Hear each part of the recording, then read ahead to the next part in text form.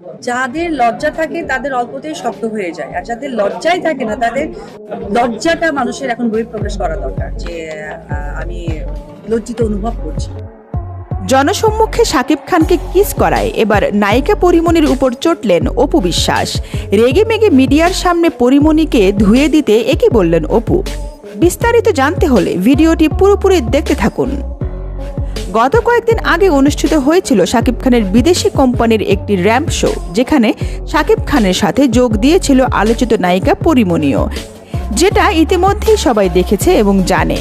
তবে যে ঘটনা নিয়ে সবচাইতে বেশি সমালোচনা হচ্ছে সেটা হলো শাকিব খানকে দেওয়া পরিমণির একটি কিস, যেটা ইতিমধ্যেই নেট দুনিয়ায় ভাইরাল। ভিডিওতে দেখা যাচ্ছে অনুষ্ঠানে শাকিব খান প্রবেশ করলে পরিমণি অতি উত্তেজিত হয়ে শাকিব খানকে জড়িয়ে ধরে এবং কিস করে বসে। যদিও ফিল্ম জগতে এগুলো খুব কমন ব্যাপার, তবু পরিমণির এই বিতর্কিত কাণ্ডটি স্বাভাবিক চোখে নিতে পারেনি অপু বিশ্বাস। শাকিব খানের সাবেক এই স্ত্রী ইতিমধ্যেই পরিমণিকে নিয়ে মুখ খুলেছে মিডিয়ায়। অপু বিশ্বাস বলেন, পরিমণি অতি আবেগী মেয়ে, তার লজ্জা শরম একদম হাঁটুর নিচে, তাই তো অন্যের জামাইকে জড়িয়ে ধরতে লজ্জা করেনি।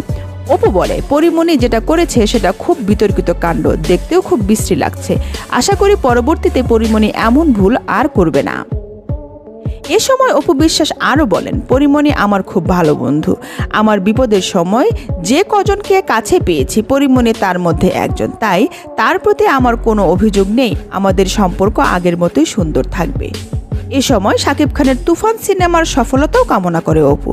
সুতরাং বোঝাই যাচ্ছে শাকিব খানের প্রতি ভালোবাসা চুঁয়ে চুঁয়ে পড়ছে অপু বিশ্বাসের।